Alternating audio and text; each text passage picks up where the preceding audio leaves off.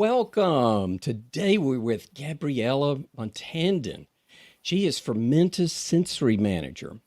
I'm Doug Piper, and I'm the host of the Gourmet Brewing channel in Greenville, South Carolina, in the USA. And I want to thank you for taking time to join us because you're at a place where we strive to make your day a little more delicious, one sip at a time. Now, please share in the chat if the audio and the video look okay. Also, maybe share where you're viewing us from, because I can't tell on my end whether everything looks okay or not. So let's see. Checking, let's see. We've got somebody from Princeton, New Jersey, Dennis from Princeton, Tom from Maryland, Carlos in Brazil. I've seen several people from Brazil in there. So let's see, looking good and sounding good. Happy Life has that. So thank you. That I assume that's a thumbs up, and we'll keep going. Hey, Brandon, Mike Karnowski, a neighbor. Thank you, Mike. I need to get up there and share a beer with you. So anyway, glad to hear that much is going well. Gabriela has been so prepared for this event. It's been a really nice situation to really get this going smoothly. So let's bring her on. And I want you to please consider writing there in the chat and let Gabriela know how much you appreciate her volunteering her time with us today, because it is 6 hours ahead there in Belgium. And are you in Belgium or France? You're right at the border, aren't you? Right. Okay. I love beer, so I stay in Belgium. Okay. That actually confused me. So anyway, please vote in today's polls, and that helps shape future programming. So let me tell you a little bit about Gabriela. She's an amazing guest.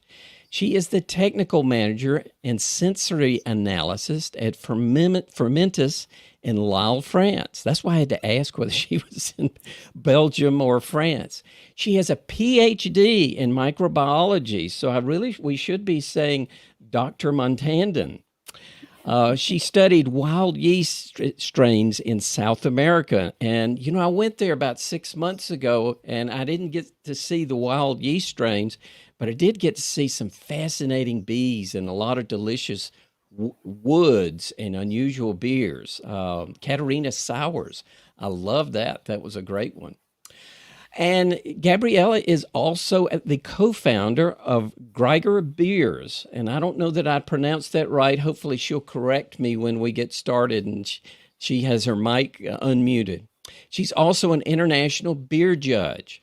Now, if this is your first time event, these are free events with subject matter experts, and we do these monthly. Matter of fact, we've done now 85 free major events thanks to our supporters on Patreon primarily. Gourmet Brewing is an entirely community-funded channel and supported by the generosity of many of you in the audience today. So here's a big shout out to all my Patreon supporters. We wouldn't be here without you, and I'm incredibly appreciative. Also, I'm a little embarrassed. Last week, I had to play an old credits, which had some people who were new Patreon supporters weren't shown. I am unfortunately the recipient of a hard drive crash, and so I'm recovering from that. So I had a few old files that I had to use to get through last week's event. I'll share with you sometime how that recovery is going. I don't recommend it. Put some things to mitigate that in your system. That's what I'm doing. Now, our supporters receive the audio files, behind the scenes, breweries, tours, and other things that we've got coming. So it would be great if you could support us. All you've got to do is click on the green button there, and you can explore the different levels of support that we have. Please consider joining the team and supporting these events.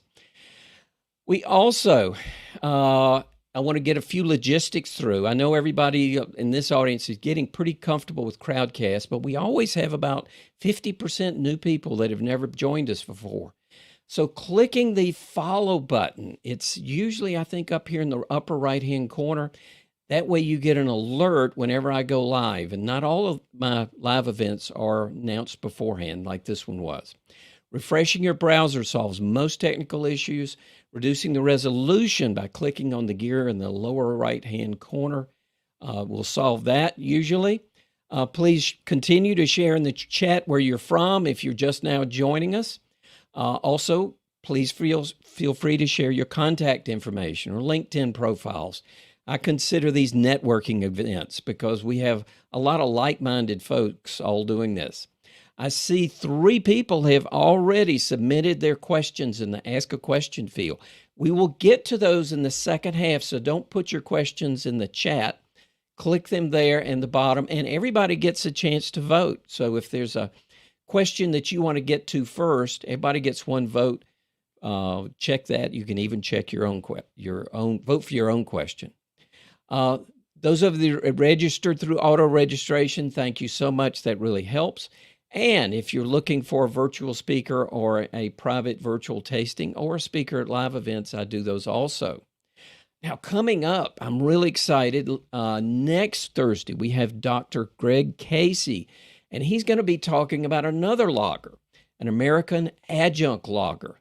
Now, I think this is going to be fascinating because he delves into the history, which is a lot more to it than you might realize. And Greg has got some amazing research that he's done there. So let's get started. I am ready to get everything going here, Gabriela. So thank you again for joining us at such a late hour.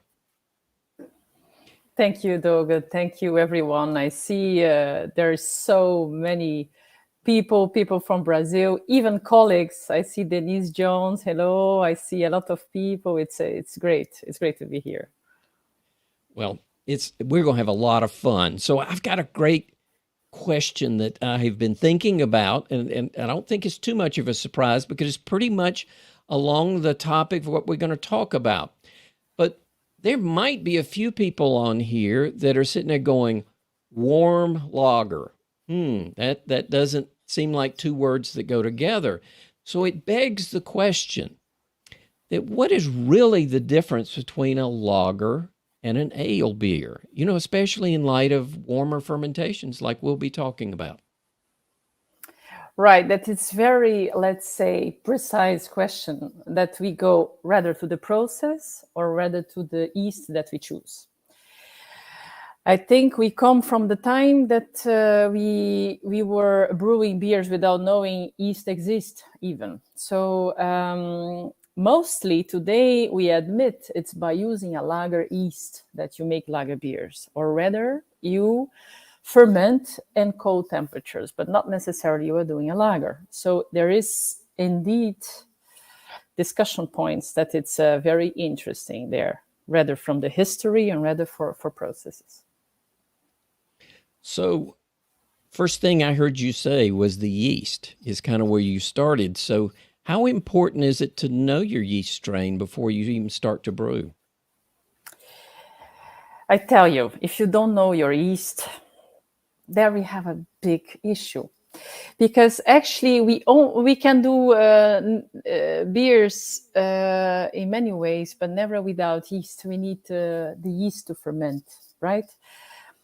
So it's like if you don't know your yeast, you are throwing to luck your beer. So you may know your yeast and know how to manage that yeast. That's one of the reasons that happen in several breweries, traditional breweries. They tend to handle less yeast and to get to know more the yeast strain that they use rather than mix up a lot of yeast and do not know in detail or in depth about the way they work and what they like. If we can humanize a microorganism. But it's true that the more you know that living organism, the better, or let's say the more wanted results you can have out of it. So when we think of warm lager fermentations, is there a particular yeast strain that immediately comes to your mind? There are definitely a lot of things that comes into my mind, but I think what I realized, there are still mainly in lager beer pretty much tradition surrounding by producing lager beer for a natural reason. In the past, when we didn't know what we were pitching in the wort, that could be a mixed population, the cold temperature was a selecting point on your fermentation, meaning that lager yeasts indeed are, let's say, surviving, or they are working better in lower temperature compared with other contaminants such as AO yeast and other wild yeasts. But the fact is, this was important at that moment. But today we know what we pitch, and we know the purity on what we pitch.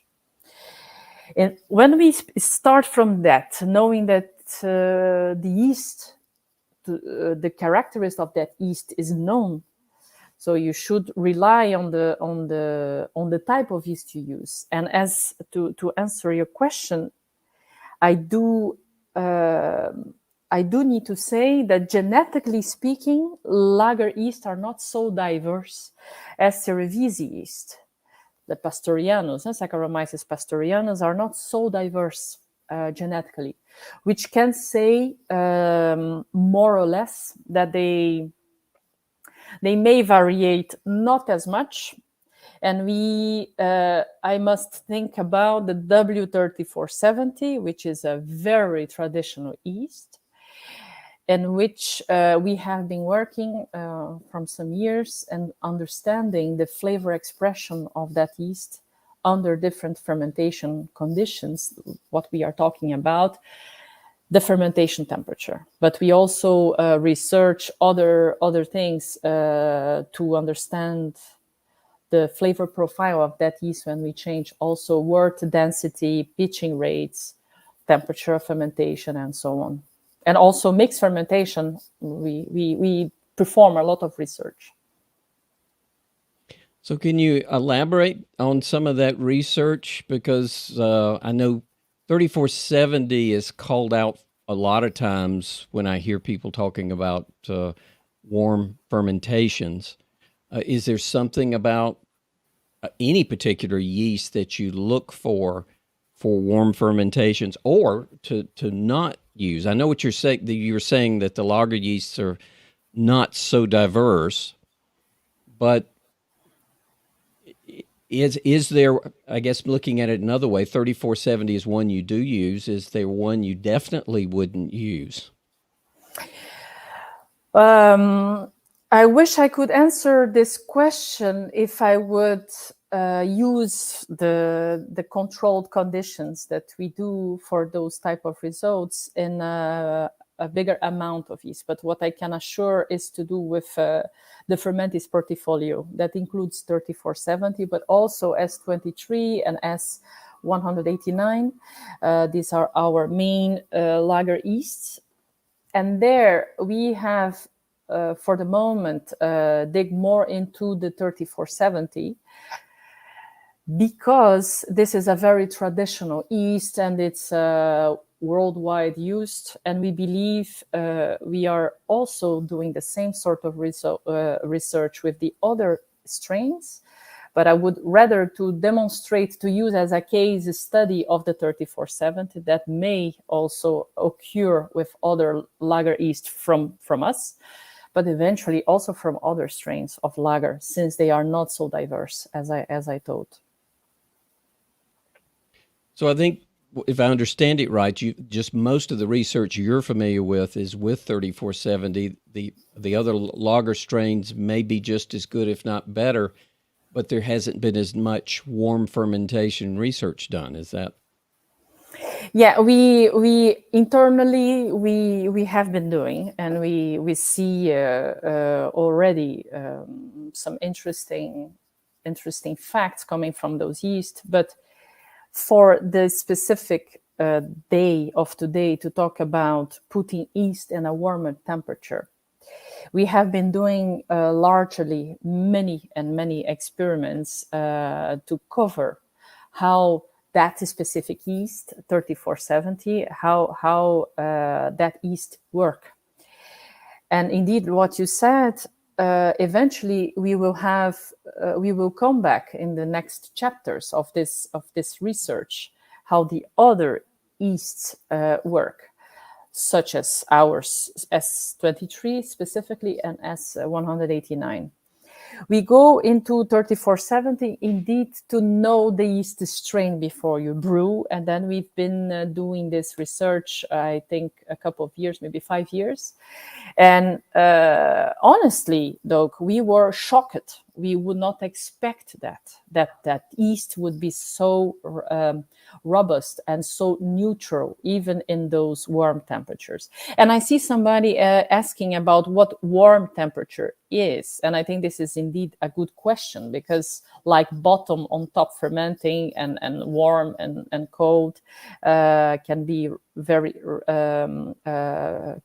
vary very much. But what we have been doing with specific with 3470 is what we saw, and we do for what I tell here is a point of the iceberg. So, but we are so convinced of that because we also hear from many breweries that have been trying, and they change completely their process based on that. So, is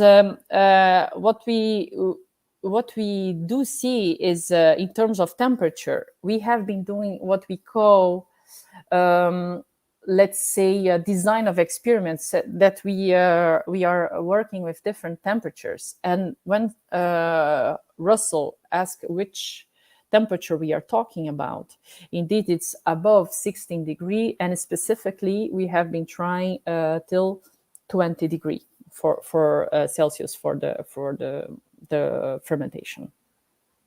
I see you have a beer there, Doug. So this is an invitation for opening the first beer. Well, I have been waiting. I got these about 2 weeks ago. And so they're chilled, and I have a glass, and I think you have one also. Yes. Now, we probably need to clarify, this is not an example of a warm fermentation as best we know, right? As far as we know, if we start with Bitburger, that is German, I am pretty sure not. Well, I would say let's pour it and enjoy it, and that'll give us a chance to talk about some of the profile differences, because we do have at least one. I actually have two that are warm fermented. But let's get started with this. So if you don't mind, Gabriela, I'm going to put this on the cinema camera, and when I do a pour, I'll try and get it there in focus. And the first thing I wanted to do actually was look on the bottom for the date code. As best I can tell, this one looks like December. So this guy's probably 8 months old. So if it's not oxidized, that will be a small miracle. But at least it's in canned. I have maybe a worse scenario here, because it's apparently September this year. So I will be lucky if it's not indeed that it was aged. Oh, wow, yours is even older. Well, maybe we'll get a sense for the can versus the bottle. I've gotten to where I pick up the cans now because most of them seem to stay a little bit fresher. So I'll do the pour, and if you don't mind talking about the colors and the aromas, and then I'll join you to taste it in just a moment.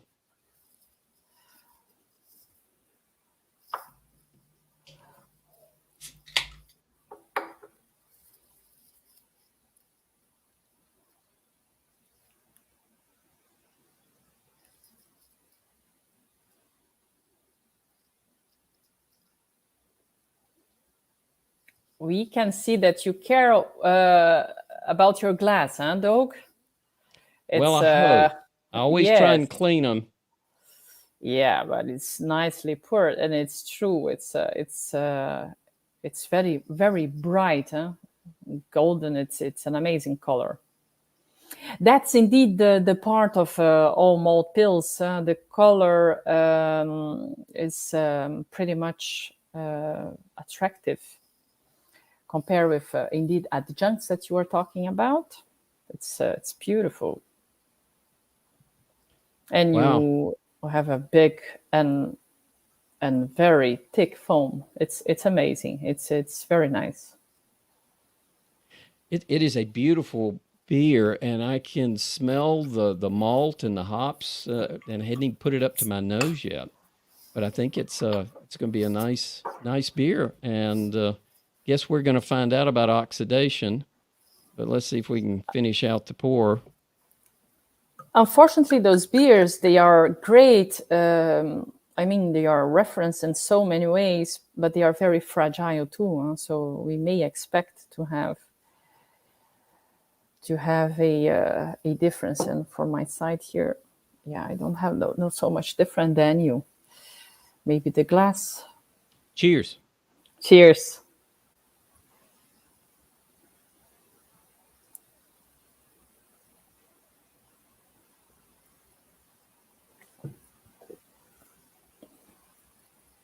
Pretty nice. I'm sure it would be a little brighter with hops, but the maltiness is very nice, very smooth. Uh, got some bite to it, but it's very nice, very refreshing. It's quite hot here in South Carolina, so this is It's nice. a good choice. Mm-hmm. I think you're lucky. For me, indeed, unfortunately, I have a beer that has been, let's say, it's a sad. It was damaged. Oh, I'm sorry. Oh yeah, but okay. It's So, still what characteristics are you picking up? So, I mean, I think that's a good explanation. So, yours is coming up, what, on 11 months old, I guess? Yes. Actually, it's something that depends on country on terms of the expiring date. I'm not sure in Germany how long they put the pills, by the way, but it differs. It differs pretty much from country to country. So I believe, yeah, minimum it's nearly to expire. It's for sure above 6 months to a year old.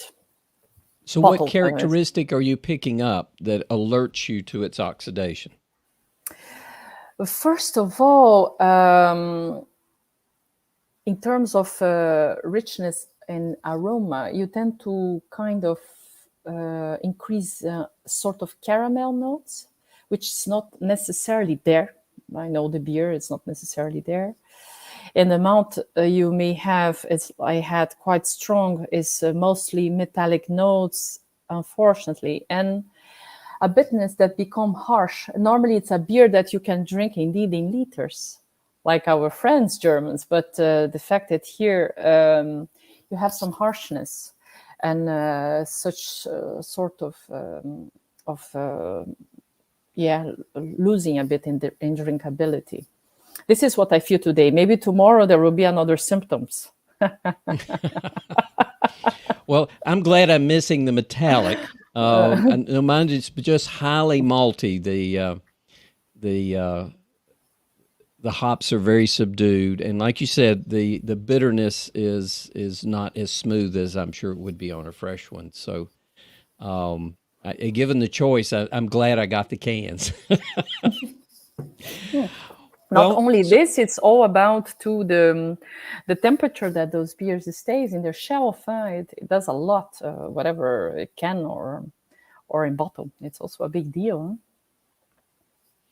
But that brings up, I think, our next transition. But as we kind of wrap this up, how would you summarize the important things that you need to know about your yeast strain before you brew and you anticipate doing a warm fermentation? Right. Though to me, it's still a lot of tradition and fear around the yeast. So it's because it's indeed something that we can't see with the eyes. We can't smell. If we smell a yeast out from a a culture or a package. They are not telling what they will produce in your beer. So I understand there are some difficulties in understanding what the yeast will deliver. But there are a lot of brewers we see in practice that are most of the time choosing a yeast because it's easier to buy. They buy with their other supplier, or a friend used that yeast, or a recipe in Google or whatever. So that, to me, it's something. If you want to master your whatever beer, now we talk about lager, you need to understand why you are using that beer. So actually, the supplier should provide, of course, main characteristics, but you should try yourself too. So the most things for warm fermentation, with specifically that lager yeast 3470, we've seen it that even putting that yeast in warmer temperatures, because if we go to Germany or Czech Republic, we are talking about 8-degree fermentation, which is pretty low. So also, let's say, make the fermentation much longer. As more you increase the temperature, naturally you will have faster fermentation. And what we've seen it, we have been then applying from that yeast different temperatures, and we were kind of shocked to see analytically and sensorily how small changes, not to say non-statistically relevant changes, apart from the densities. So, of course, when you are changing the densities of your wort, here we are talking about pills, and normally we are talking 12-degree Plato wort, right? But of course, if you will do a Bock beer, that you are increasing density of the wort, you may have differentiation in your flavor profile if you perform a warmer fermentation, but as another beer lager style. But most, with 3470, most of the differences are coming from the change of the density itself. Let's say the increase of the rate of alcohol, the increase also of warm malt fuel, which is a consequence of the alcohol, ethanol itself, and other also fusel alcohols, and also the sweetness coming from the remaining sugars. So you see, in terms of, people are afraid to warm up the temperature because they believe the lager will be not as neutral as it should be, or it will have defects such as sulfur compounds or diacetyl, and even definitely not, because diacetyl most of the time you have in lower fermentation temperatures in the majority of the case, when it's not from contamination, of course. So I would say is a warm to increase. We tend to advise people, if they are not secure on changing their fermentation temperature and their processes when using 3470, let's say, or a lager yeast, it should also be doing step by step.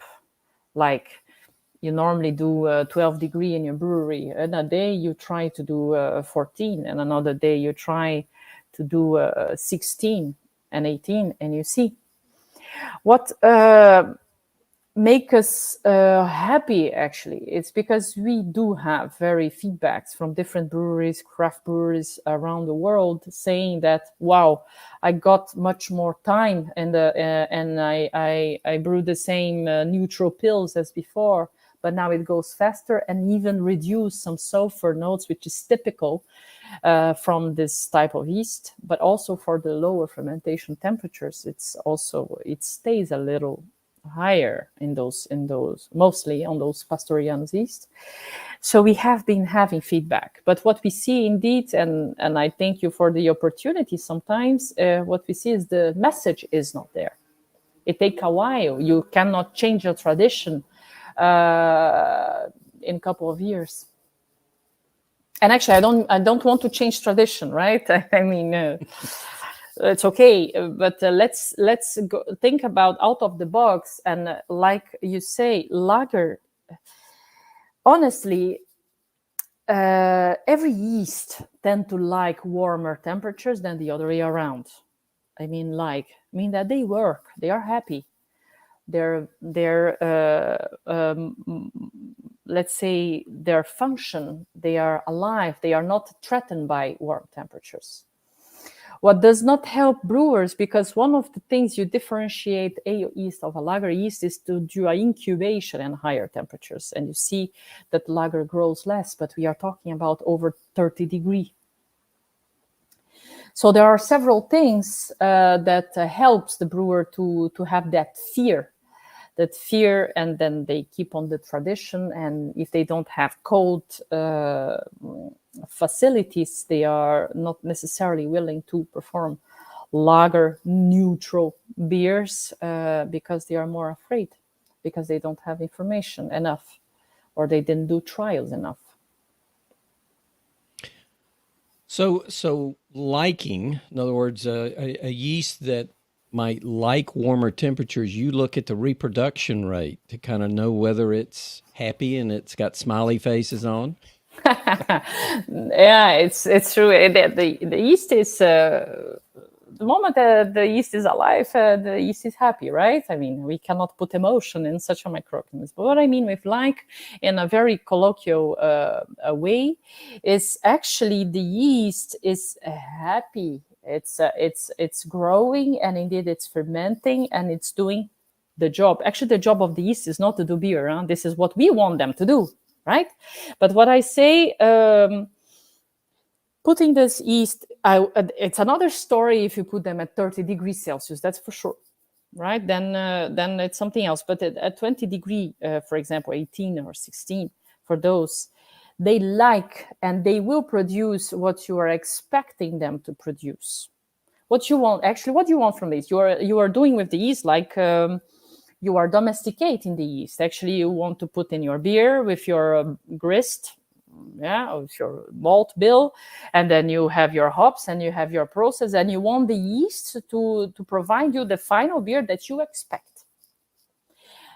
But there, all the word, actually, it's not more for the yeast than a culture media for the yeast. I will have sugars, I will have nitrogen sources, I'm okay here. So, right? But when we say like, it's because they will survive, they will ferment your beer, and they will still produce the result you were expecting, mostly. Saving these specificities that I'm telling. So most of the time, microorganisms, they tend to suffer more in colder temperatures. What is suffer more? They are more under stress in colder temperatures. The cold environment it's a stress factor. And that's one of the reasons that if you put ale yeast or even lager yeasts in very cold fermentation temperatures, you may have, stock fermented beers. You may have beers with a lot of diacetyl. You may have a lot of beers with sulfur, H2S, and other sulfur components. Autolyzation you may have. So it's because it's a stress factor. So if we're talking, about knowing the yeast strain, it sounds like most of the research that you're aware of is 3470. So you would start with that and go no higher than 20 degrees C? Knowing that, as brewer, we know a process depends on your equipment too, and the way you deal the brewer, the ingredients that change over time. It's a living product. The malt change over time, the hops change over time, and maybe water, we have a little bit more control. But what we do is the more controlled possible to make sure our hypothesis in terms of analytical analysis of specific aroma compounds and sensory, then we do in our way. What I would say to the brewers, dare to test in your own situation, in your own facility, whether you are a home brewer, whether you are a craft brewer, whether you have a little pilot equipment that you can do tests, dare to do it. Dare to separate a small tank and to put warmer temperatures and try to see the results. But I need to admit, when you know there is difference as a brewer, you will find difference because you know it. You are biased, right? What we do in terms of tests, we do completely in a blind form, right? I'm not telling. I'm telling with, let's say, I am supported by scientific methods, and then we let people taste and we do evaluations, sensory and analytical, in a non-biased form. So it's cold temperatures together with warm temperatures and so on. So if somebody was going to try this for the first time, and they said, I'm going to go for it, what would Gabriela recommend? Is it 3470 at a maximum of 20 degrees C? I would first, let's say, not to overwhelm, because we did control everything we have, let's say, a modern pilot brewery and so on. I would first give a next step of the change. I would take 3470. And if you usually take the temperature you are used to, some people ferment, we normally recommend 12 to 16 degrees even. So, but there are people that like to produce at even lower temperature. So I would take that temperature that you use and go higher in steps, till the moment you reach indeed eventually 20, but eventually for your process, because you don't have a condition to maturate the beer. And we know the maturation is also important in terms of physical colloidal stability, which is also important for the flavor in general. So it depends on what you have, right? So I would grow up, just to change, to grow up, and to make sure you know the yeast in your own facility, in your own choice of malt and hops. And I see we are in Belgium now. We go away from Germany and we go to Belgium, right? Well, I think that would make a good beer. What do you think? Yes, there we changed from the two traditional ones, but there we changed the grist, right? Hops, of course, but we changed the grist. That beer, maybe you check in your can, but normally that beer we have maize. I have a bottle, so you are luckier than me. Let's got a maybe here. Yes. Oh, I think mine says July 19th. Wow. You see, so it depends on I think I got a nice fresh one. And here I have June. So we are pretty much similar in time, apparently. For me, it's 19 June 2023. Well, that sounds very promising. And I thought I would also bring up on screen, I got a little input from the brewery. I think that's always fun when I get that. I will bring up a little note that I got. And so we won't be entirely on our own. So Alexander says we should get pineapple, resinous hop, a little bit of clean sulfur, fresh yeast, and slight DMS. Now, I'm pretty insensitive to DMS. Medium body, malty note, moderate bitterness with a clean, bitter finish. And the grist is 100% malted barley with Saaz hops and bottom fermented. Kind of not exactly in our topic. But when you see ingredients, at least for me here, I have water, malt, maize, and hops. So we have maize. Let's pour it. Let's That one, do it. did you say yours has maize? Maize. Well, I got to look on the side of the can. Yeah. Normally it is. It always was. It does not prejudice the beer. Huh? It's just to know.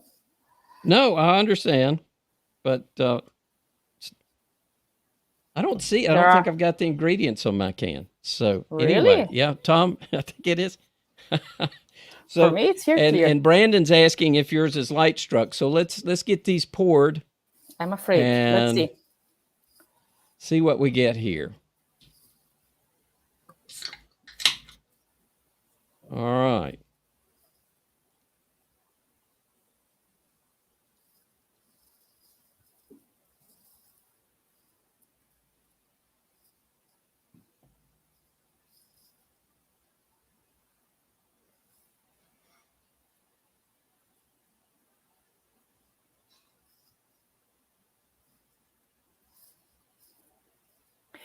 Quite comparable in terms of appearance with the previous. Very close. Let's see if I can bring them both there so we can see it. It's beautiful. And top that off just a little bit. Great, huh? It's true with this beautiful glass, golden border. It's like so Belgian. It's pretty nice. It Super is bright. One beautiful beer. I love it. Let's see. We'll it's a zoom classic, in on this. Huh? Yeah. Get a little idea of what the head looks like. Now, this one is not as tight on the bubbles as the Bitburger. This has got a little more of a sea foam characteristic.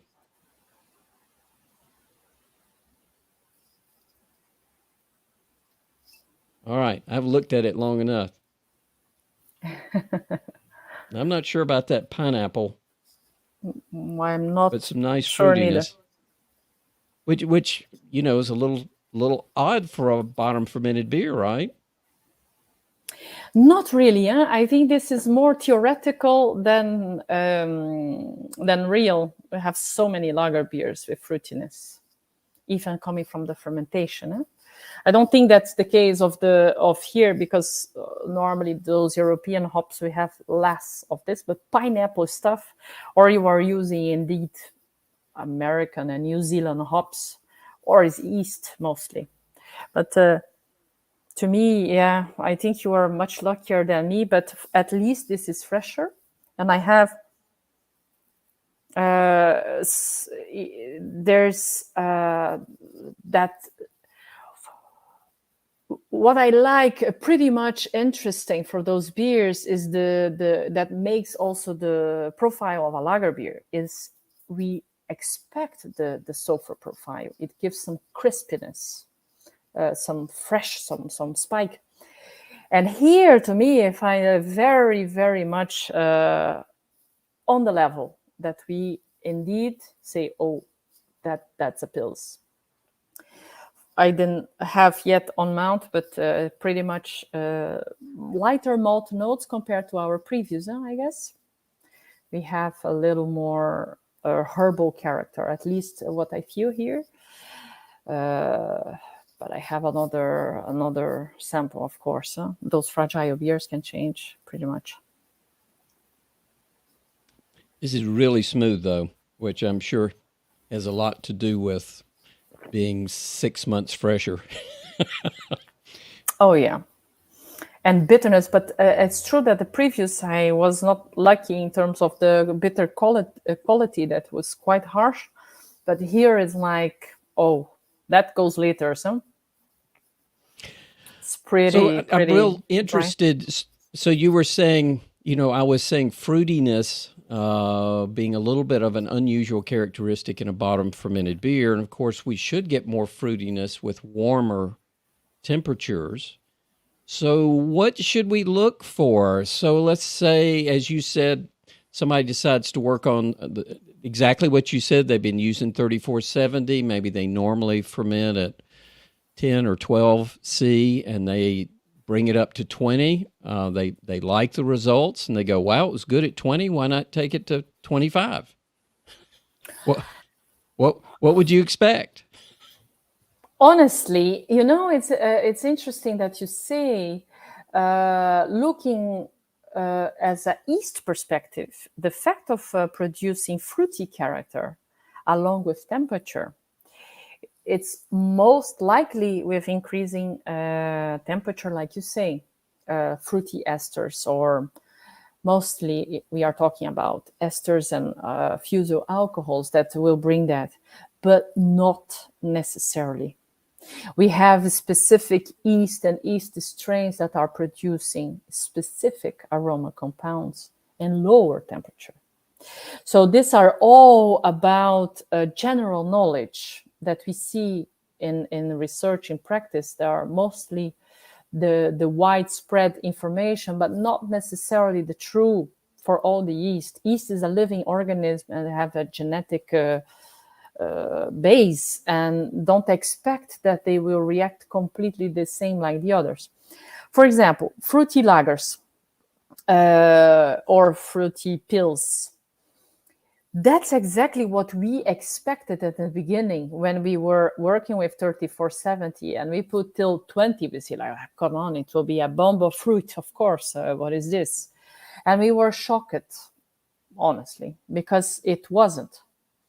And then it made us realize that even we joke that it's almost like a yeast that looks like stone, because it's like, it doesn't change much. On the other hand, when we do the same sort of things with other yeast, ale yeast, you see huge changes when we are changing from a temperature from 12 to 20, for example. Exactly the same procedure we do with other strain, we change completely the result. So what I would do, because we know fruitiness, it's not only, definitely not only to do with the fermentation temperature. This is another myth. What we do see often in brewing yeast, because here we are talking Saccharomyces that we use for beer brewing. It can be different for wine fermentation or other alcoholic fermentation. But what we see from yeast for beer brewing, that we have most of the time, the density is a bigger factor. That said, it's the level. If you have a yeast that is having a fruity power, more probably this will appear when you increase the density of your wort rather than a fermentation temperature. That's what we see. And this is a myth. And that's the point.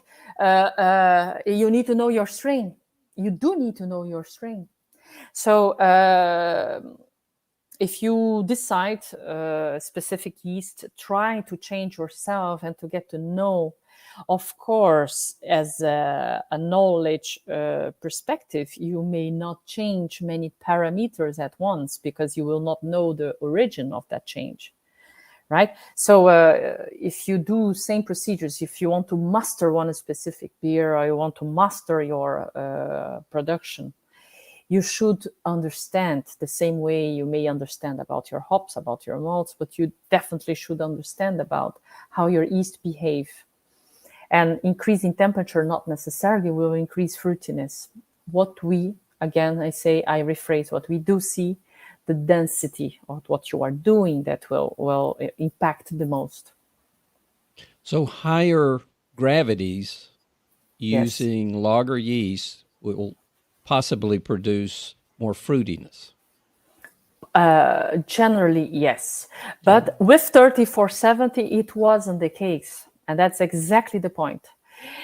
We see for many yeasts that increase in density, you do have production of fruity esters that can increase like 6 times, right? So this will certainly is what we see, and luckily by connecting analytical data like the quantity of esters itself and the flavor profile, we can see it.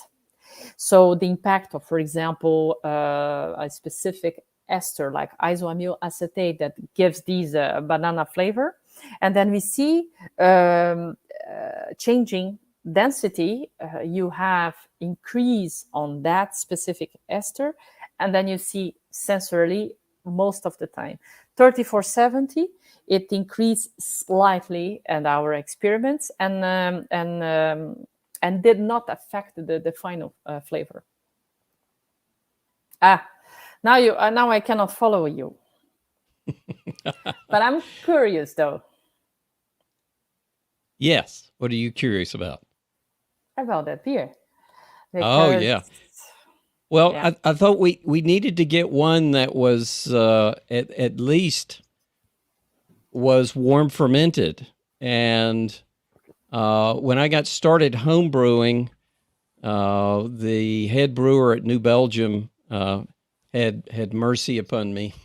And my wife said this was her favorite beer, so I had to try and brew it. And I remembered when we started this that one of the things he said is use 3470 and brew at 59 degrees F. So Christian Holbrook is the head brewer, and he sent me an email during his vacation, which I'm very appreciative of. But I thought I would share it with everybody because he gives a few details, not a lot of details. But we'll switch over to that, and let's see. All right. So first of all, he said, here's what he says. For increasing the fermentation temperatures, faster fermentation time, lower process time, gives capacity considerations. Flavor development factors such as lower sulfurs and increased ester formation and faster VDK reduction time. Mm-hmm. And so here's what he talks about. So 1554, which is the beer that I have that you don't,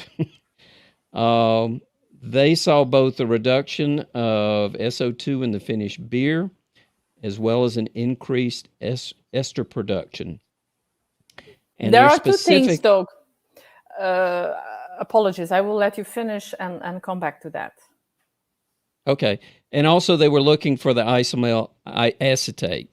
So another thing that he pointed out, and I can't believe I forgot this, he pointed out there was a beer we didn't even think about, which was Anchor Steam.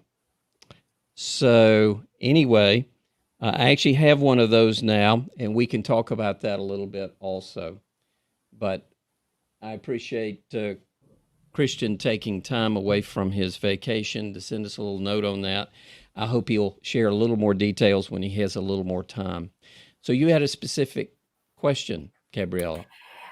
A crucial, not a question, a crucial point. I think everything that he said is indeed what we see in practice in terms of formation. You may have increase. That's no problem. But as you know, in terms of impact on flavor, you need to reach thresholds based on your base, right? Flavor threshold. And this is unique by component. You have matrix effect, and you have also the sensibility of every taster. Right. There might have increased isoamyl acetate somewhere, but does not mean it will impact the sensory. Analytically, I tell you, you can show a lot of beautiful things. And what we see quite often when we are talking about, for example, interactions between yeast and hop. And people may show a lot of analytical, interesting data, but does mean nothing in the finished beer. Because the component can be there, but they need to reach a certain concentration that you are able to feel. And this change completely by the matrix, so it's not necessarily increasing isoamyl acetate that will be proportionally more fruity flavor in the beer. There are interactions, and there are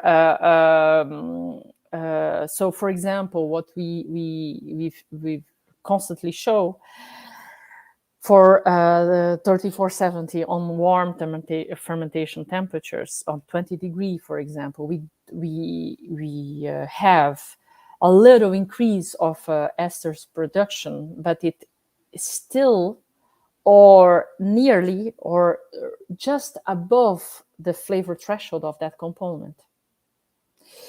On the other hand, other yeast can go 4 times more on that threshold. So surely you feel and you see by sensory. Analytical itself, when we talk about tasting and flavors, it does not tell much.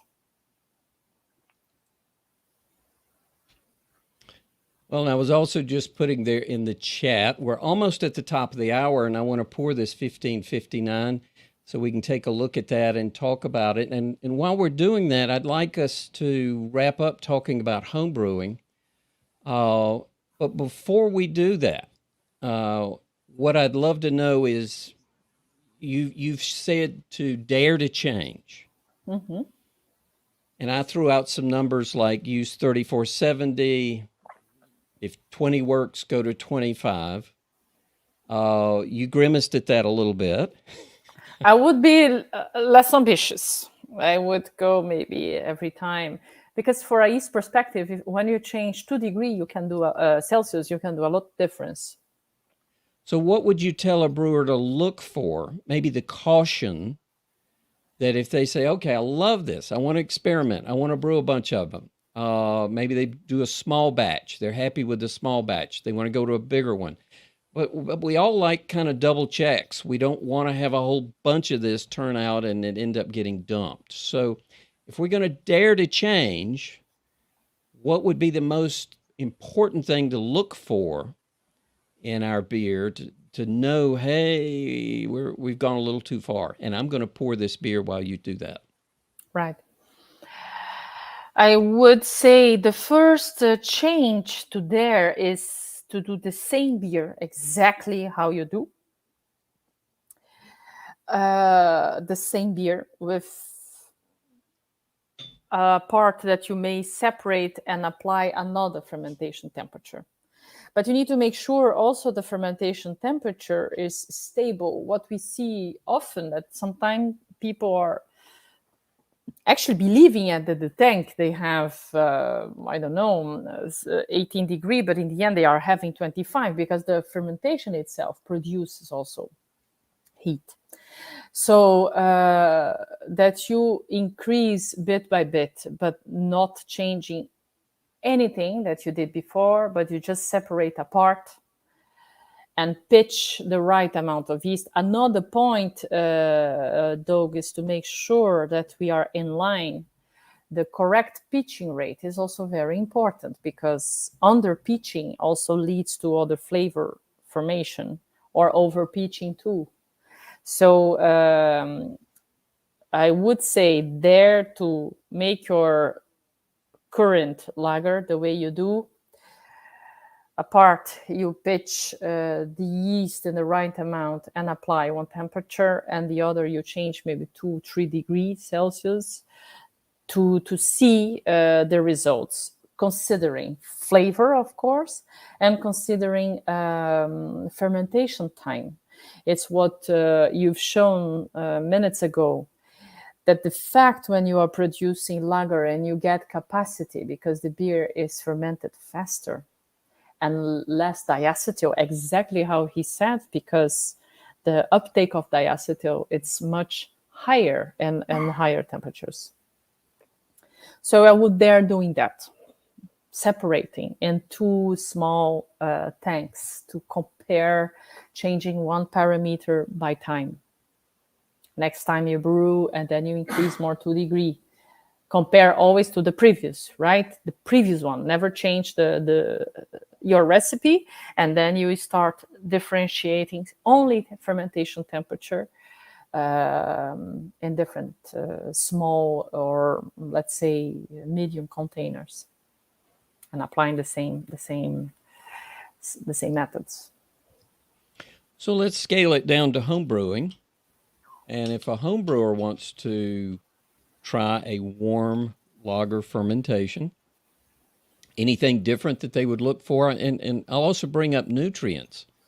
If they're using a wet yeast or a dry yeast and they're warming things up, I would think warming things up might make nutrients more important. Maybe not. What's the No. home brewing side of this equation?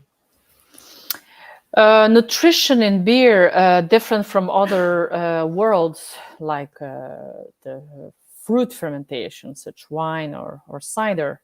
It's the malt. It's already enough. The moment you start to change over maybe 40 or 50% of malt using adjuncts, then you need to think about nutrition. But most of the time, no. And if you have an all malt, it will be perfectly fine. What you need to consider is surely, if you are a brewer, you need to like to clean and to be clean. What can happen is, in terms of contamination, the same way the yeast are happy, the contaminant is also happy. Right? So you need to make sure you have also a proper fermentation, that you care about the contamination perspective. Well, and I thought I would line up as we kind of wrap up what our beers look like. So I haven't poured it yet, but I do have an Anchor Steam there that has not been poured. So the one without a label on it is the Bitburger Pils and the Stella Artois and the New Belgium there at the end. It was a great lineup. I thoroughly enjoyed it, and I especially like the 1554. It has nice chocolatey characteristic to it. It's kind of a Schwartz beer basically, but with a more fruit-forward fermentation. Very nice, very smooth. We'll next time I get to France, I'll have to bring one. Yes, here we have a wall. Not much variety regarding countries, but we have indeed in Belgium beers enough. But they remain Belgian. It's from time to time we find from other countries. Well, we are at the top of the hour, and I like to transition at that point to our questions. Everybody can vote or ask a question if you'd like. Gabrielle, it looks like we have 14 questions. So that's a couple of minutes each, and I'd like to spend the most time on the very first question because our audience, everybody's got one vote, and they can drive one question up to the very top, and let's spend most of our time on the top questions, and then we can kind of get rapid fire as we get towards the end, if that's okay with you. Right. So I'm going to switch over to those now, and let's see. Daniel Moscow looks like, and Daniel, I probably have not pronounced that right. And he actually submitted this question some time ago. And I know you've touched on this, Gabriela. So when and how a bit of yeast in lagering to transfer into my bright tank? In other words, if you're considering gravity and diacetyl and other things, and when and how is the best time and way to transfer to lager into the bright tank? We are talking here lagering, the maturation process, right? That you I believe so, yes. Yes. Interesting. Every question is interesting, but a point is the fermentation finish when it finished. That's sad, meaning that when you need to put your beer in the bright tank or in the maturation step, it's when the beer finished. When we know that the beer finished, whatever the beer is when the attenuation of the beer. So you need to measure, and when mostly we say if we don't have big changes between 2, 3, 4 days, then the fermentation is finished. So it's the moment that you go through the maturation You should not put cool or whatever, because actually or unless you can control it, when you are forcefully stopping, you have remaining sugars. So the beer is not finished. So it's not time to maturate. The beer needs to maturate the moment it's finished the fermentation. Another interesting thing that I take the freedom to add is normally the diacetyl, how can I say that in English? The diacetyl rest. Normally we apply somehow in the middle or the second part of fermentation. We need to know most of the big changes in flavor formation comes from the first 2 days of fermentation. The rest is the other things. So knowing that, you know that the main thing happened already. And then you are finishing the beer in the end. All right. So essentially, it better be done before it goes in the bright tank. If it's still changing, it doesn't belong in the bright tank. Exactly, for every single beer. Do not make small bumps at your brewery. And also fermentation is finished by itself. It's not us to decide when the fermentation finished. Okay, I'm talking here in the universe of home brewer and also in the universe of craft brewer. Of course, industrial brewers, they have ways to do it, but they can control also the residual sugar. They can blend, or they can do specific processes to avoid that to filter the beer also, of course, to put away the yeast, that you no longer have issues with overcarbonation, residual sugar. All right. I love that question. Thank you, Daniel. He asked that one very early. All right. Happy Life. And I don't know who Happy Life is, but it looks like a very popular question, Right. even higher than Daniel's. Would you please discuss pitching? And is it really necessary to rehydrate? What is your recommended starting temperature for warm Right. fermentation? Mm-hmm. So happy life, happy beer. Sure. Pitching is as important as anything else. That's surely case. Normally, we do recommend for our dry yeast to pitch in a lager fermentation, meaning that colder temperature. We are talking about 100 gram per hectoliter, which roughly it's a gram per liter. And there we should skip, but it's also true that the rehydration step, when using our yeast, is no longer needed. We have been doing improvement,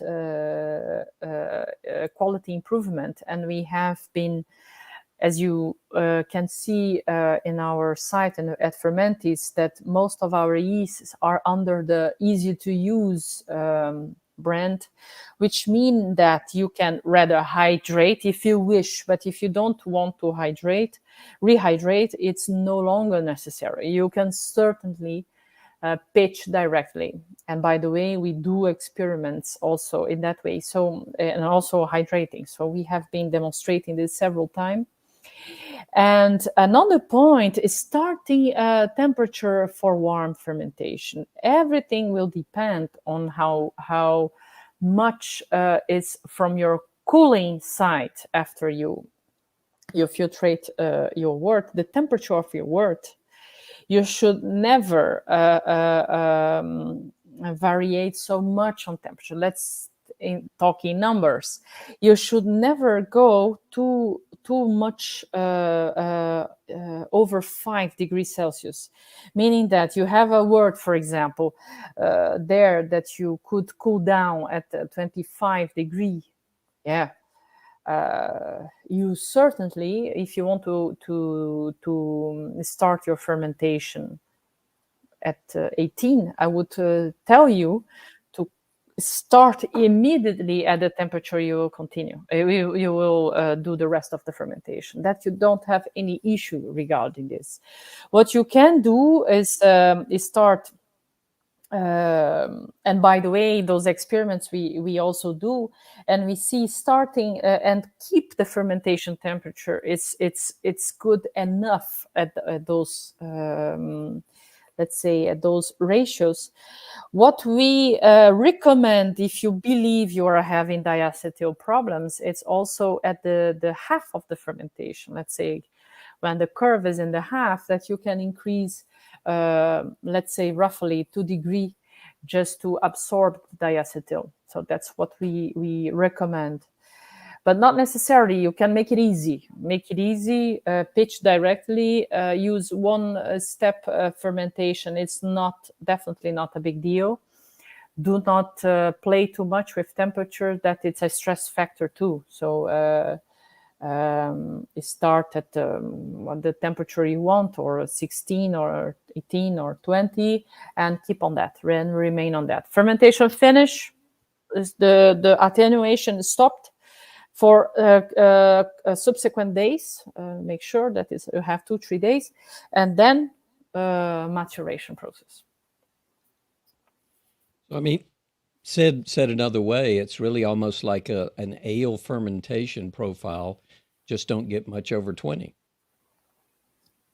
Yes. Strange as that sounds. Not to me, to be honest, because it's sometimes it's too crazy to see how communication goes in a slow ratio. We are still practicing things that we discovered maybe 50 years ago. Things change. But the fact is, not everything is in Google, right? There are other specific places that we talk about that, and not necessarily is in Google. Or there's indeed the difference, because people are searching in Google to have such a specificity of information, but you will never find. You will find the general one. I understand, it's natural, but it's like in school, right? When we know that a planet is not a planet anymore, it takes sometimes 10 years that it goes into those books for the kids. It's natural. That takes a while that the information goes. Well, and I know we've talked about them. Actually, might be a paper we might be able to share. I don't remember if we finally got approval to share that or not, but I think we did. So if we did, I will send out a link for everybody to download that paper on specifically. It was 3470. Is that completely that right? That show everything that I'm telling, actually. Excellent. Let's go to our next question. Let's see. My software is not sorting very well today, so I'm having to kind of scroll around. My apologies if somebody has a lot of votes and I miss it. But so I'm going to go to Russell. Russell says, I'm fermenting warm. Can I forget about a diacetyl rest? Yes. Now, that's a short answer. Yes. Sometimes I think about like, it's,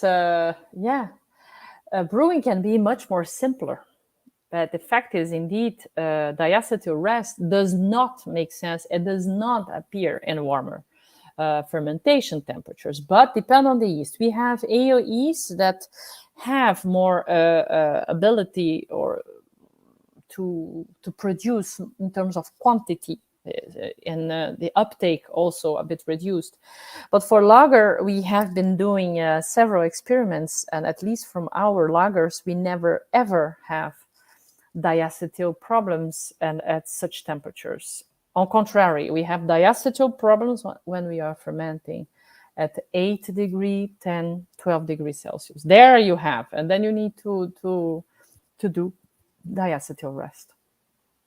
So if you had that situation and you did find you had some VDK or picking up some diacetyl, and you had done a warmer fermentation, would that possibly mean maybe you didn't pitch it well, or your malt didn't have good nutrients? What would you blame that? What would you look at if you had a little diacetyl in a warm lager fermentation? I would certainly think about indeed pitching rate when the yeast it's not pitched in enough amount. Actually, you have stressed remaining yeast that are fermenting the wort. Point number one. Point number two is the actually the vitality, the quality of the yeast. If you are reusing the same yeast for several generations, what can happen that they lose their ability on uptaking the diacetyl or use the precursors and so on. Oxidation too, because you may have some problems that can be with oxidation. I would eventually also blame contamination. I So, would so the look more into that. oxidation, would that be hot side oxidation in your wort? Or maybe you over aerated your wort that is creating some of that diacetyl? Yeah, and another point in aeration, I mean, it's like it might. I think it would be in a less compared to all the other reasons, is the least, I would say. But talking about aeration, it's also interesting because we see it's pretty common that people are aerating their wort in such a small volume with a very fresh yeast, and then.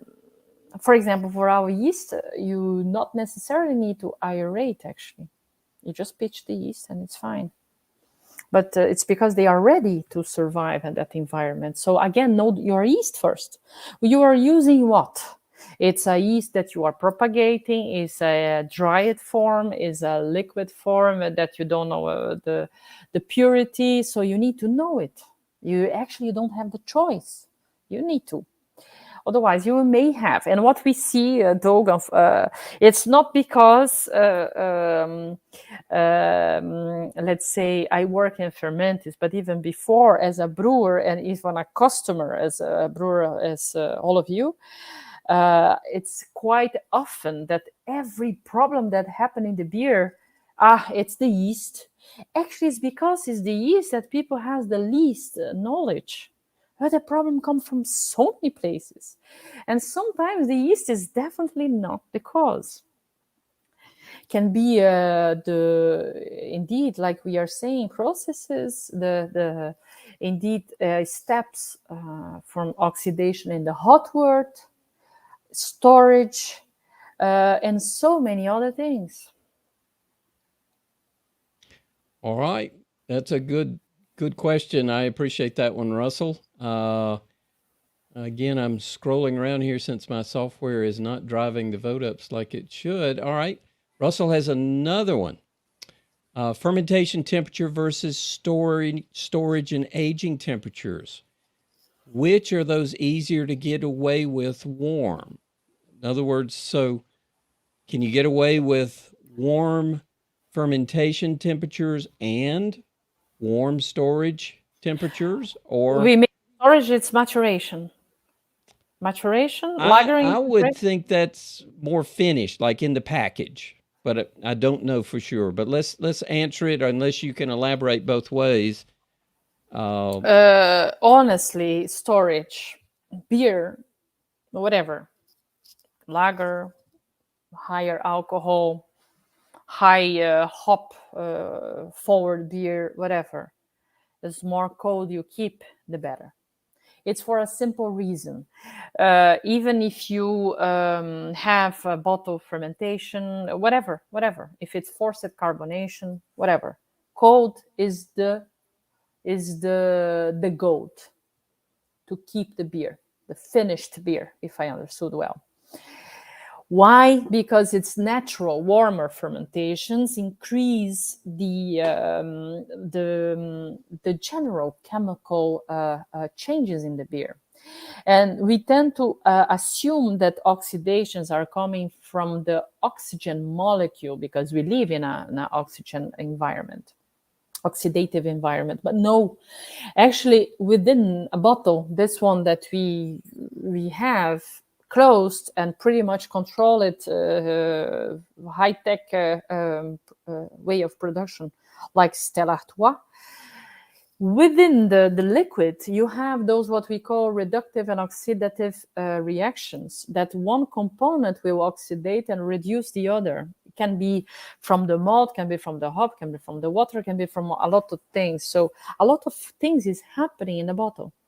And what we do when we save it cold, actually you make it slow in a ratio that it's slow.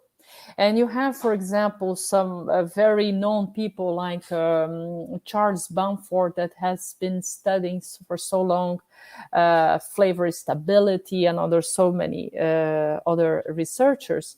And you can see in terms of aging character, how much it influences when you are applying cold temperatures. So surely cold is the goat, the finished beer. We are not talking about fermentation. And the other point that he asked, I'm not sure I followed, is in which process?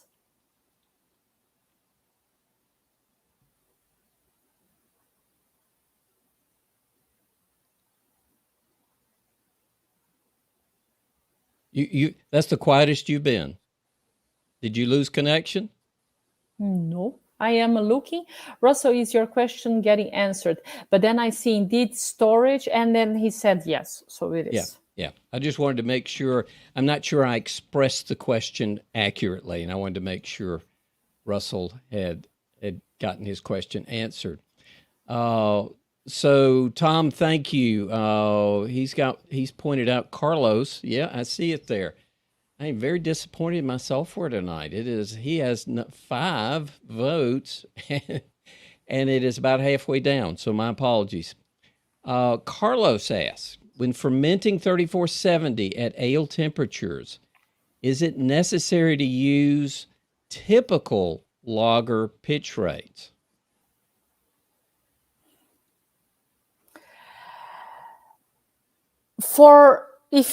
First, let's be less ambitious. I would not be afraid of reducing the pitching rate, Carlos. I think it's you can also use ale pitching rates for warmer temperatures. That's what we also study. But you need to make sure 2 things. That you know the amount of your pitch, and not necessarily what your pitch is alive. The moment that you know, in terms of honestly, you never know. Actually, whatever you pitch, there are some yeast that will suffer in the moment of the pitching, or they are dead, will always be dead. So that's the problem with constant propagation without control. But the point is, we always advise to go a little bit higher, because there is always a ratio that you believe you are pitching, but actually it's not living or vital cells. From our case, using our dried yeast, we do recommend 100 grams per hectoliter, because at colder temperatures, because it, let's say, balance the temperature stress. But the moment you are putting higher temperatures, we also have been testing with lower pitching rate. In the end, we realized that between ale pitching ratios and lager ratios, we could assure that we had a faster fermentation and same flavor profile when pitching lager pitching rates. But not necessarily. I would definitely encourage you to test. After you choose your temperature, you test the pitching rate. But I think what I'm hearing is you definitely feel like you can, the warmer the temperature, you can lower the normal lager pitch rate and maybe even match or just exceed a little bit what you might for an ale pitch rate. Mm-hmm. Well, that was a Great question, Carlos. I think it really seemed to get your attention, Gabriela. So let's keep going. Switching through our questions again, I'm having to scroll. So Mike Kornowski, I've heard some brewers don't add any oxygen at all when pitching dry yeast.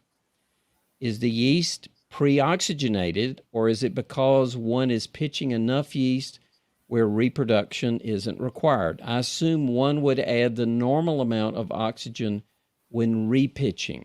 Great question. Yes, actually, we need to again know your yeast before you pitch. It's true. If we are talking about liquid yeast,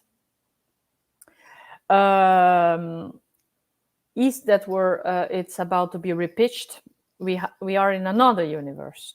Well, from us, it's true, and we have been demonstrating so many times that our yeast can be pitched directly without pre-oxygenation with any compromise. And why, Mike? It's because during the process of the production of the yeast, we prepare the yeast to properly propagate and to survive and to ferment in a proper way.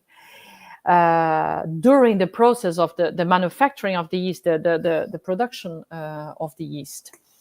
But then when it's fermenting at one time, and you are willing to reuse that yeast because you believe it's still quality, you don't have contamination, it's a yeast that is still vital enough and working well, the next time then you should aerate, because actually you are dealing with third, fourth generation of that yeast that was prepared to be in a wort without aeration. Now you need to reuse, because you pass from a yeast slurry now, pitch yeast slurry or liquid yeast. But if you buy a package of Fermentis W3470, and then you open the package, you pitch your yeast, and that will be fine. You don't need to pre-oxygenate or anything else, or rehydrate or anything, unless your equipment is you are obliged to rehydrate because there is pipes and so on. But it's true that your friends that add any oxygen when pitching dry yeast, they are simplifying the way, and the key is to simplify, right? So I mean, for someone who's not a microbiologist with their PhD, can we look at it as sort of like when at least the Fermentis dry yeast, in its little granular package, and when you pour it in, they're going in and they're ready to ferment that wort. They've already brought with them all the nutrients, and I guess to a certain degree the oxygen, or at least they're prepared to live in that environment. But after it has fermented and you want to reuse it, clearly it doesn't have all that stuff anymore. It does not have the nutrients with it, and it isn't prepared to ferment in an oxygen, low oxygen wort. Yeah, because the oxygen mostly is used, because as we know, fermentation is an aerobic process. The yeast is not using the oxygen for, let's say, producing energy. The yeast is still using oxygen with the moment we pitch to produce and to saturate, let's say, lipids for the membrane. And the fact is, we come with the yeast that it's ready to do this without the oxygen. But the generations further are not ready. You need to provide. You see? Is that indeed the difference? I do, and I appreciate you clarifying that one. And Mike, thanks for asking that, because that's kind of a burning question that comes up quite often. All right, we are at the bottom of the hour, Gabriela, and I have a hard stop, which you'll be thankful for. because it is 11:30 where you are, right? Right. And I assume you're going to work tomorrow. Oh, yes. And early. Okay. So we have 9 questions. Maybe we can do rapid fire answers for all of these so we can get through as many as possible and let you call it an evening. Would that work? Yes, sure. Okay. So rapid fire.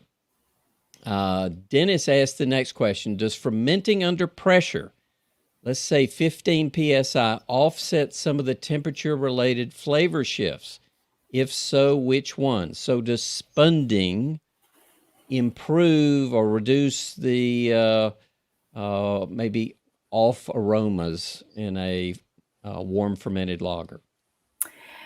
Indeed, that's a question I would like to have the answer, because what we have been doing, it was all the time atmospheric pressure. So we were not playing with pressure, because most of the craft brewers and home brewers where we address mostly our products are not working with pressure in the fermentation step. So I'm not able to answer to say if this would impact. But again, if impact, it might also depend on the yeast strain. It's not one yeast, one rule, right?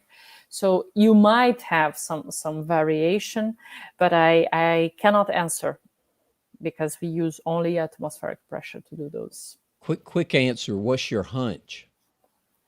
I'm not sure I understood. Can you rephrase?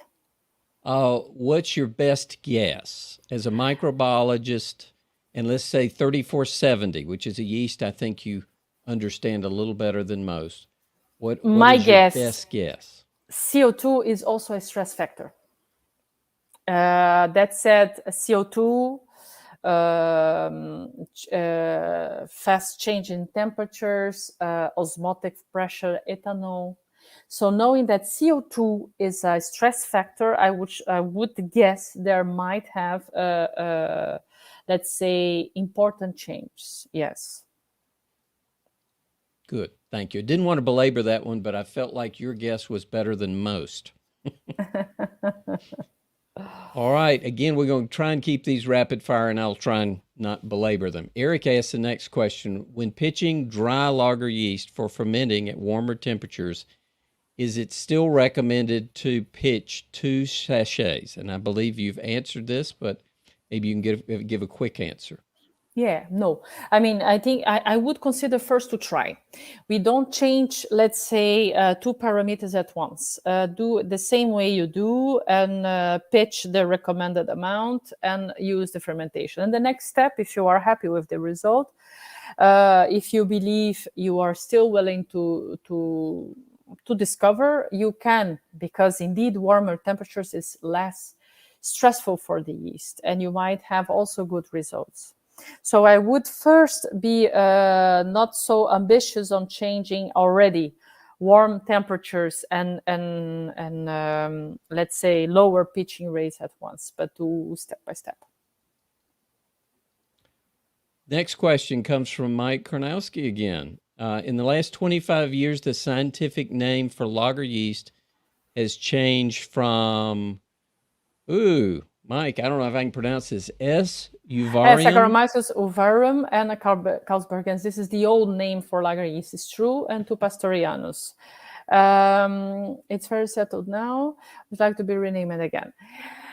Mike, Saccharomyces is a world. It's true that Pastorianus is a name that it's remained there. Carlsbergensis and ovarum. Ovarum actually today is a variety of Cerevisiae. It's also changed. Taxonomic, that's a taxonomic names of those microorganisms may change with time because things just change. Like a couple of years, we had the insight of the origin of the Pastorianus, because you don't find them, Saccharomyces pastorianus, in the nature. You don't find them naturally. Actually, it was a hybrid created in most probably in a brewing environment. and a hybrid that includes Cerevisiae in the genetic point of this yeast. But there was a discovery from another colder regions, another specific yeast that might that they use another name, that it's Eubayanus, that more probably it was the let's say the source of some genetic part that was missing into Pastorianus to understand from where they are coming from. So to my point of view, Mike, to be honest, Pastorianus is there for a while. And Carlsbergensis is because of the historical reason, but it's there at Pastorianus. And Cerevisiae, on the other way, you have a lot of variations that include Uvarum variation or Diastaticus variation. It's all from Cerevisiae, Saccharomyces cerevisiae species. This will change. So, and it doesn't matter much actually, because it matters for the very, let's say, specialized people that are working with this. But for an application standpoint, in the end, we are looking for what they deliver for the product, the fermented product. So it's a two ways to see. So I think the answer is it's out of your control.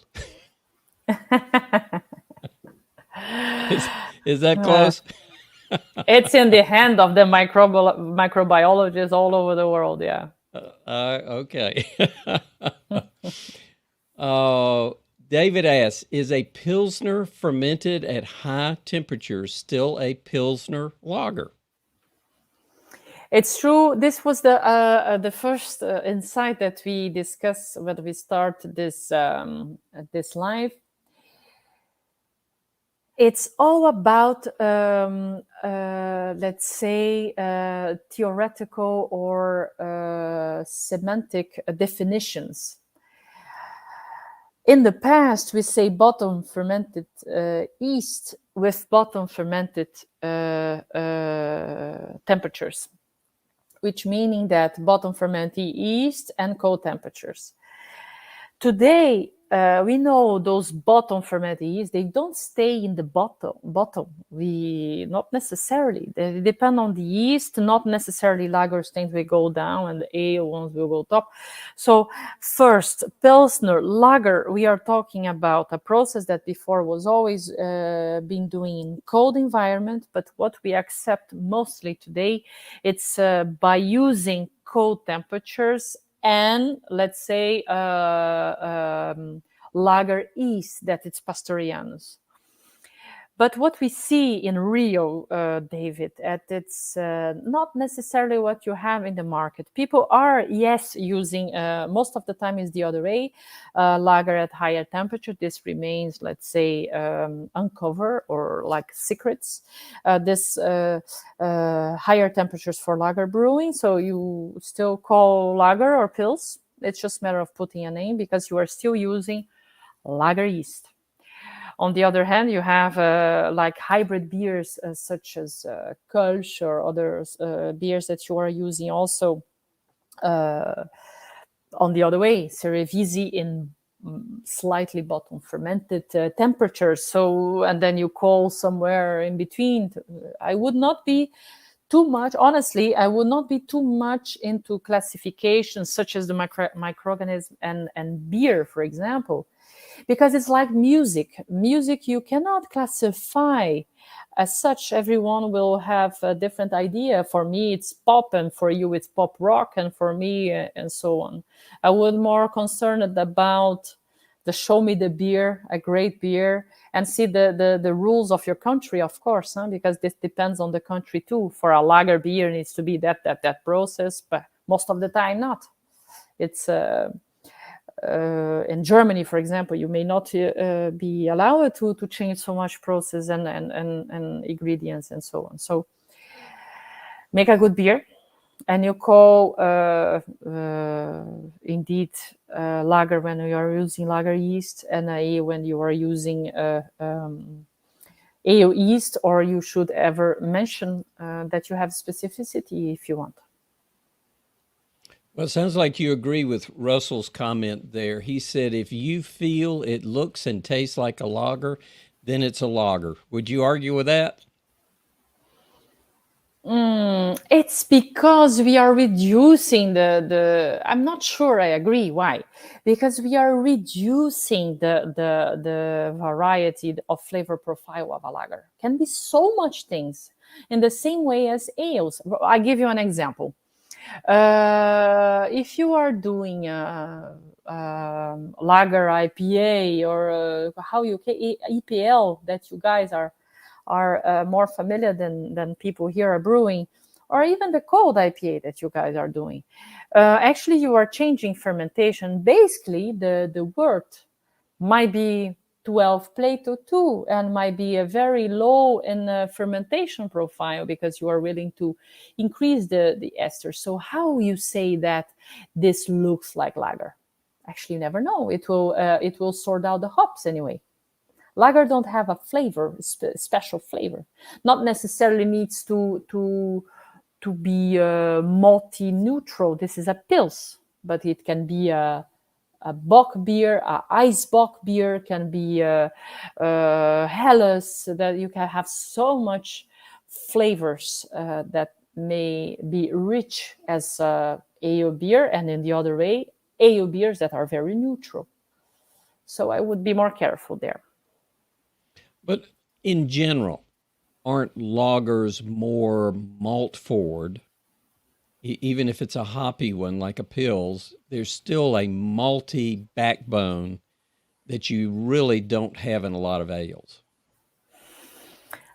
Surely there is a malt backbone or raw material backbone stronger. But when we go, for example, if we do a round of pills, let's say mainstream pills or lagers that we have in the market, such as ones that we taste today, and when you compare, for example, with Heineken beers, they stay themselves as lager, and then it's a beer that you have very strong banana flavor. It's very strong estery profile on that beer, and it's also lager and it's also classic.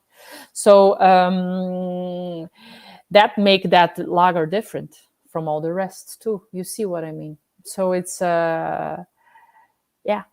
So I would not put your beers in boxes of name. This to put name us as human being is exactly what we do with nature, like Saccharomyces pastorianus, Saccharomyces, I don't know what. This make us happier because we organize the thing. But there are things that are just not, the classification does not match the reality. It's something else. It's a fruity lager with character of let's say, West Coast IPA. You know, it's more bitter here, less bitter there. So just be creative there to put stuff and care a little less about classifications unless you are putting beers in competitions. All right, we're at 7 minutes and a little over 15 minutes left. Here's a good question on Kveik.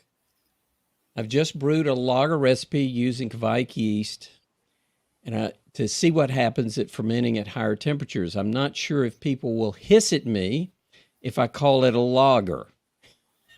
Would you hiss at Kevin? I understand your concern, Kevin, but again, we come from the same point. Are we talking about any rule that lager should be? Is there any consensus about that? If it's choosing the yeast or choosing the temperature somewhere, or is the flavor profile? I understand you say like Kveik yeast, so I understand that you are putting higher temperature and you are calling lager because you use a recipe of a lager wort. But I dare, and I am sure that lager wort can be also a wort from an ale. Can be a wort of the wort does not change. We can we can put hops or malt in the way we want. Is how we proceed the fermentation, what you may expect, like we said in the previous question. We tend to accept that ingredients forward beers are more into the lager side. because it's what we expect as a lager. We expect malt and we expect hop. But then again, you come with Heineken, for example, which is more bitter than most of the others, and with a lot of fruity flavors. And they call lager. How they proceed their fermentation, no idea. This is indeed a process and industrial things, but that's the point. We can name. It's a tricky question because it goes from concept, it goes from classification for guidelines, what the Brewers Association will say, or a BJCP will say, or a specific competition will say what a lager should be, but what it should be. If you look to the market itself, if you compare lagers between lagers, they will be so different from one another, and you will also have fruity flavors coming from the malt.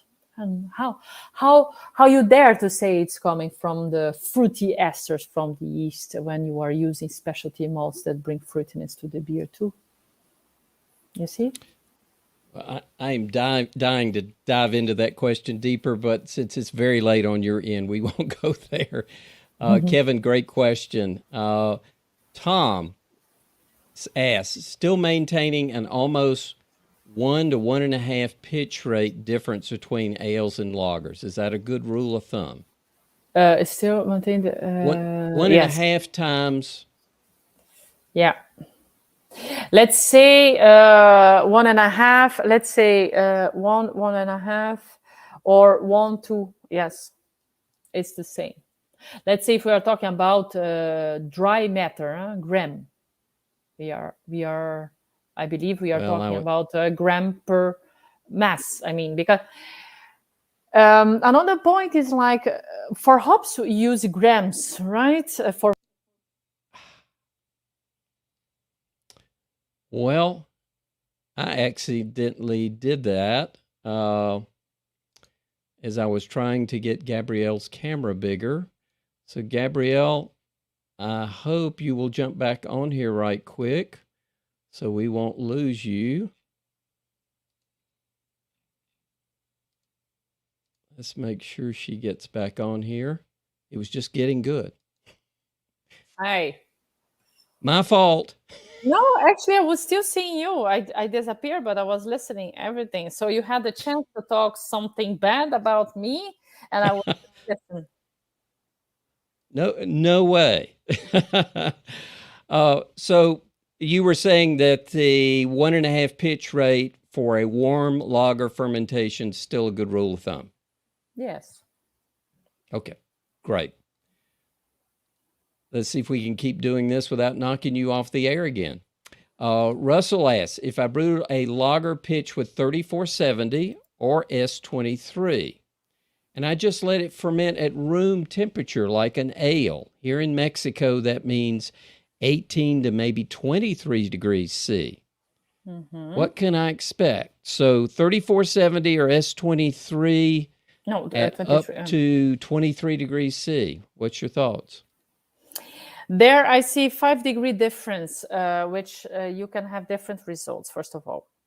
Because 5 degrees is already a big difference in terms of flavor formation. If you are the top temperature we studied was 20.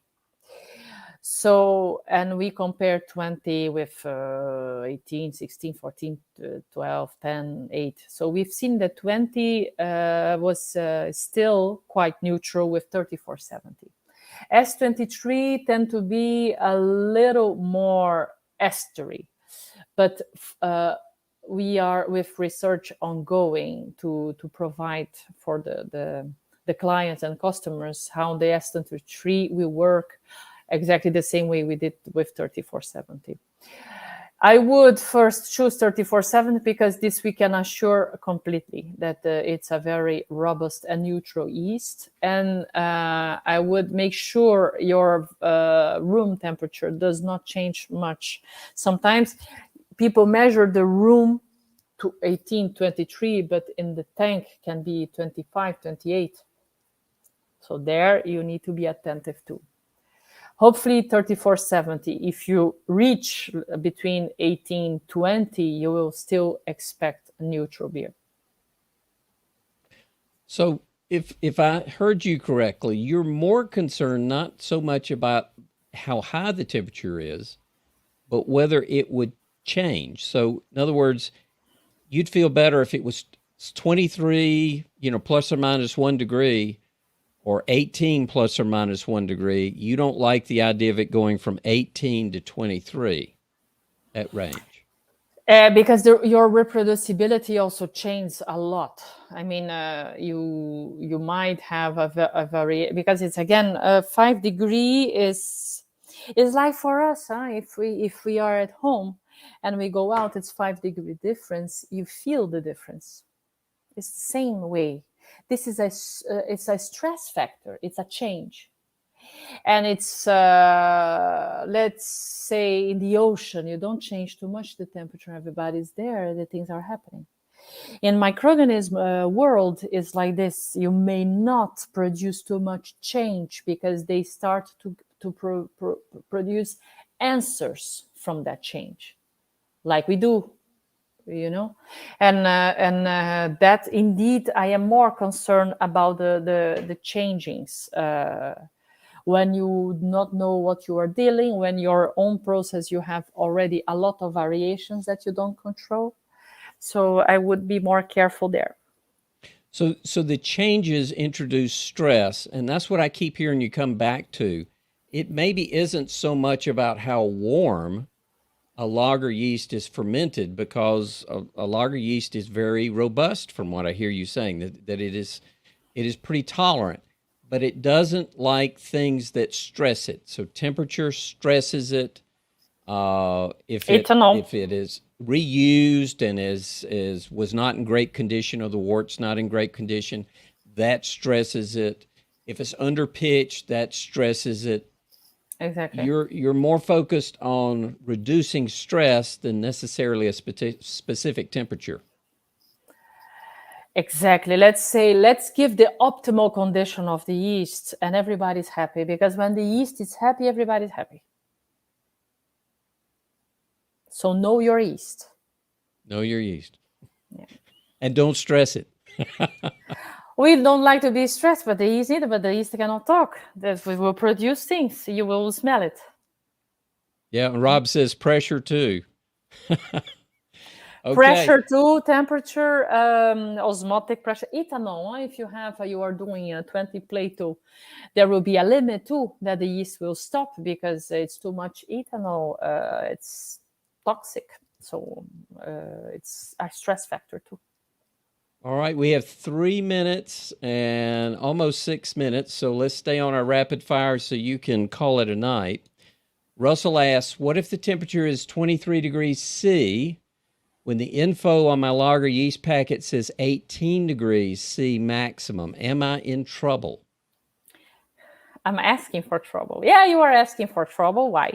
Because, again, the information for us from our side, we were also like, ooh, how we dare on saying that put warmer and we can assure. And it's true, we say 18 because you cover also variations from the let's say from your process itself. Again, if we would say 20, 23, eventually in your process, you are not measuring necessarily that are other, let's say, degrees that increase because the fermentation produce heat. Then in the end, we need to work in a interval that it's fine, right? So you are not asking trouble. I think you are experimenting, and that's what we also do. We try to provide information that the brewers are creative, that they can deal. For example, the hops. When you buy a hop, normally you have the expected hop oils or or let's say alpha acid in that hop, but then not necessarily not that it will be exactly the same in your beer. We agree with that. So because the green hop smells passion fruit, does not necessarily it will be passion fruit in your beer. The yeast is the same. We provide, let's say, information that we do in trials in controlled environment, but your environment is specific. You see? So it's the same logic. So what I hear again is whatever it takes to minimize the stress on that yeast, that's where you can bend the rules. If you've not stressed it, you might be able to push it in one parameter or another. All right, it's correctly. And when the yeast is stressed, they stop fermenting. They have diacetyl. You have sulfur components. They don't say they are not happy. They will produce things that will show you that they are not happy. Okay, less than 4 minutes left, and I keep saying that because when this thing ends, it turns off. So I won't even get to say goodbye. So we got 2 questions. Let's answer these real quick. Tom says, if you're using an older, let's say outdated package of 3470 and you're making a starter from it, should you pitch at a higher lager rate even when using warm temperatures? So old yeast. Old dry yeast. Old dry yeast. So our yeast, you see, the shelf life is 3 years. You see, it's because they are in a protected environment in the package.